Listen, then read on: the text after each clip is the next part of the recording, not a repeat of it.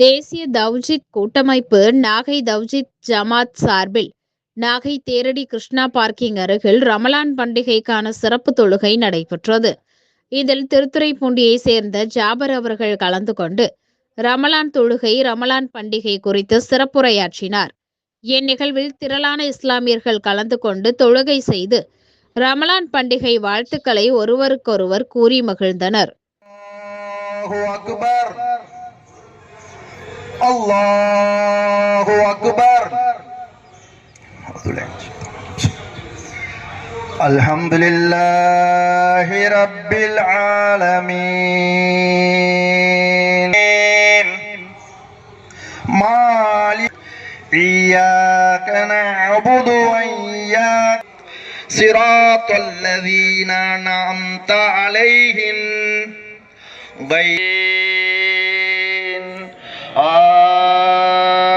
آمين فجعله نحوا سنقرئك فلا الذي يصلى النار الكبرى ثم لا يموت فيها ولا يحيا قد أفلح من تزكى وذكر اسم ربه فصلى صحف الأولى صحف إبراهيم وموسى.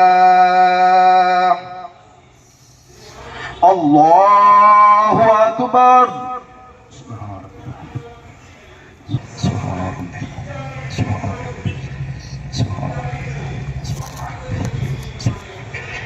سمع الله لمن حمده حمدا طيبا كثيرا.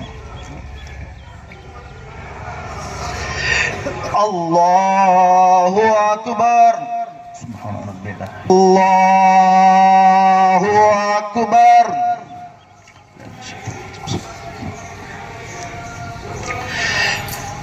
الله أكبر. الله أكبر. الله أكبر. الله أكبر. الله أكبر. الحمد لله.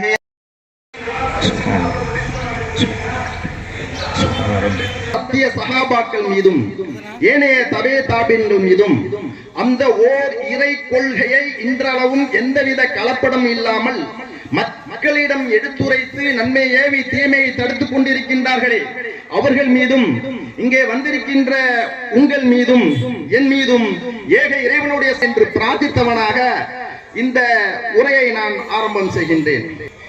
கண்ணியமிக்க அல்லாஹ்வின் நல்லடியார்களே, இந்த ரமலான் நமக்கு ஒரு பயிற்சியை அளித்திருக்கிறது.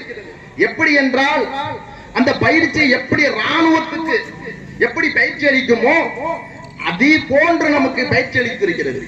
ராணுவ பயிற்சி இருக்குல்லவா, அது போன்று நம்மளுக்கு அந்த பயிற்சி அளித்திருக்கின்றது. இந்த பயிற்சியின் காரணமாக நாம் என்ன செய்வோம், இதோட முடிஞ்சு விட்டது, இந்த ரமலானோட எல்லா காரியம் முடிந்து விட்டது என்று போல் சித்தரிக்கும் விதமாகத்தான் இன்றைக்கு அமல் செய்யப்படுகிறது. எல்லா பள்ளிகளிலும் எப்படி இது ஒரு மற்ற மதத்தினருக்கு இருக்கிற ஒரு திருவிழா போன்றும் அதை அலங்காரம் இது ஒரு திருவிழா போன்ற ஒரு காட்சியை ஏற்படுத்துகின்றார்கள். தயவு செய்து அப்படி நினைத்து விட வேண்டாம். இந்த பயிற்சி இனி வரக்கூடிய காலங்களிலே நமக்கு அதிகம் இறையச்சத்தோடு இருக்க வேண்டும். இந்த செய்த அமல்களை எல்லாம் மூட்டை கட்டி விட்டுவிட்டு நாம் உண்டு நம் வேலை வேண்டும் போய்விடக் கூடாது. எப்படி இறையச்சமாக இருந்தோமோ அத்தனை இறையச்சத்திலும் நாம் என்ன செய்ய வேண்டும், நம்மளுடைய வாழ்க்கையாக இருந்தாலும் சரி, நம்மளுடைய வியாபாரமாக இருந்தாலும் சரி, நம்மளுடைய அலுவலகமாக இருந்தாலும் சரி, பிற மதத்திடம் நாம் பழகும் போது இருந்தாலும் சரி, நம்மளுடைய உறவினர்களாக இருந்தாலும் சரி, அவர்களுடன் நீதியும் நேர்மையாக நடக்க வேண்டும். அல்லாஹ் நம்மளை கண்காணித்துக் கொண்டிருக்கின்றான். எப்படி நம்மளுடைய உணவு இருந்தது, பானம் இருந்தது, தொடுவோமா? ஏன் அல்லாஹ் பார்க்கிறான். என் வீட்டில் என் மனைவி பார்க்கவில்லை, என்னுடைய பிள்ளைகள் பார்க்கவில்லை, என்னுடைய உறவினர்கள் பார்க்கவில்லை, அக்கம் பக்கத்தினர் பார்க்கவில்லை, நான் என்ன நினைத்தால் அந்த உணவு பானத்தை தாகம் வரும்பொழுது அதை அறிந்திருக்கலாம், உணவு அறிந்து நான் நோப்பின் வெளியே சொல்லியிருக்கலாம். ஆனால் என் இறைவன் பார்த்து கொண்டிருக்கிறான் என்ற எவ்வளவு பெரிய அழகான தத்துவத்தை இந்த மனிதருக்கு போதிக்கிறது இஸ்லாம் என்று சொன்னால், இந்த கோட்பாடை நாம மட்டும் வச்சுக்கொண்டு பெருநாள் கொண்டாடி கொண்டிருக்கிறோமே, இதை மாற்று மதத்தினர்கள் எடுத்து சொல்லணுமே. இந்த ஜக்காத்து கொடுக்கிறோமே, இந்த ஜக்காத்து கொடுக்கிறோமே, அள்ளி அள்ளி கேட்டவர்கள் கொடுக்கிறோமே, ஜக்காத்து வந்து கேட்கிறவங்கள இல்லைன்னு சொல்லி கொடுக்கிறோமே, இந்த திட்டத்தை பாத்தீங்களா?